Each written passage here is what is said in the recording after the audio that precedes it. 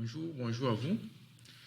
Parlons aujourd'hui de l'Internet des objets, qui est un domaine bien spécifié. Et aujourd'hui, nous allons parler des capteurs, plus précisément le capteur de son.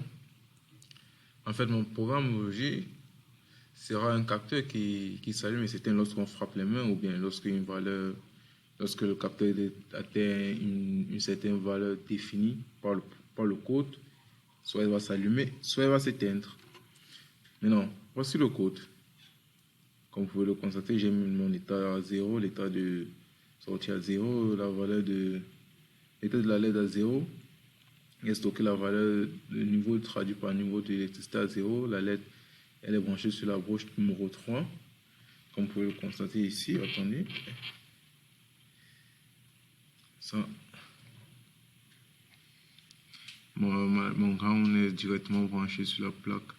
Sur la plaque pour des prototypages avec une LED et une résistance. La valeur analogique à 0, la sortie analogique à 0 est également branchée sur mon capteur. Maintenant, regardez ici dans ma boucle loop. Le capteur est lié à la sortie à 0. Dans la boucle ci, voici où s'exécute le code. La boucle ci. Et d'ici le son dépasse 12 et que la LED allumée, elle va s'éteindre avec cette commande analog write.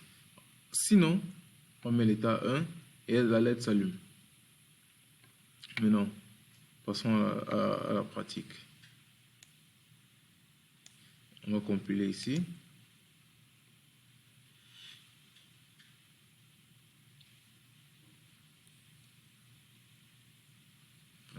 On attend la compilation.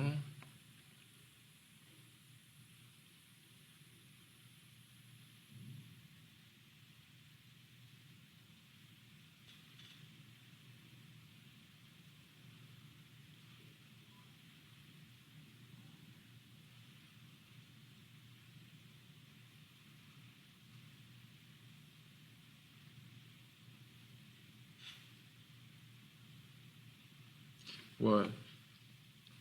Succès, quand ça affiche succès, ça veut dire que la compilation a marché, ça veut dire que le code est parfait. Maintenant, je vous explique mon secret.h, mon fichier, ma fonction secret ici, où j'ai inséré mon Wi-Fi et mon mot de passe de l'endroit où je me trouve, et j'ai changé les secret tokens, secret device en fonction de mon tableau de bord que je vais vous montrer juste après quelques minutes, comme vous pouvez le constater. Et sachez qu'il y aura aussi des librairies à installer sur votre VS Code, comme ces deux librairies ici. Include, elles auront besoin de la librairie MQTT et de la librairie Wi-Fi 101 pour pouvoir bien fonctionner. Maintenant, je vais pousser le code sur mon microcontrôleur.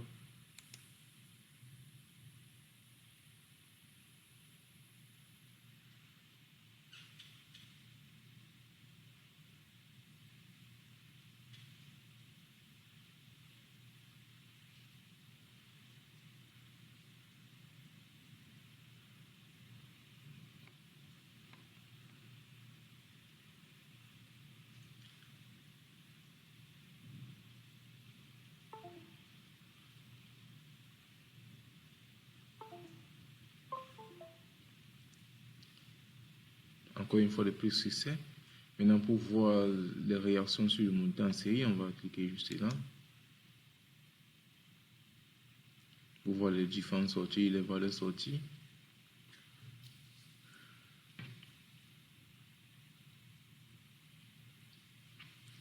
On peut le constater. C'est à 6, 24, ça varie. Donc, chaque fois que je parle, elle varie. Regardez.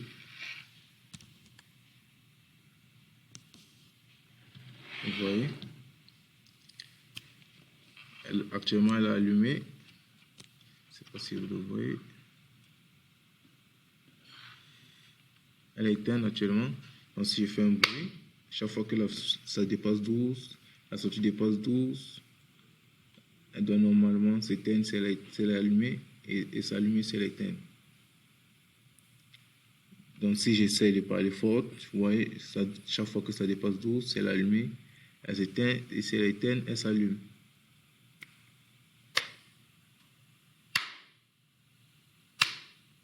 Elle s'allume.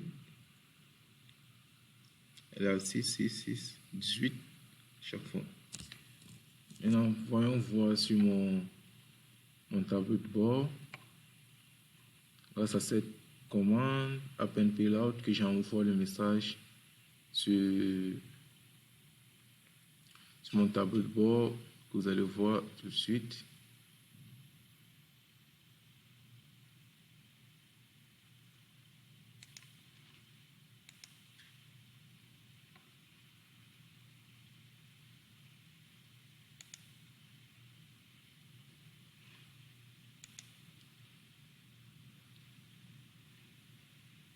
Là, c'est mon tableau de bord depuis la journée. Je vais essayer de la mettre à 12 heures de temps depuis la journée que je travaille avec.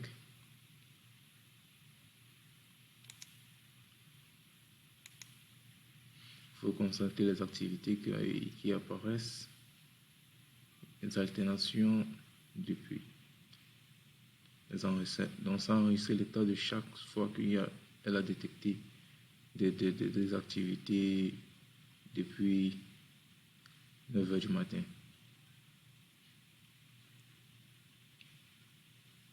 Ok.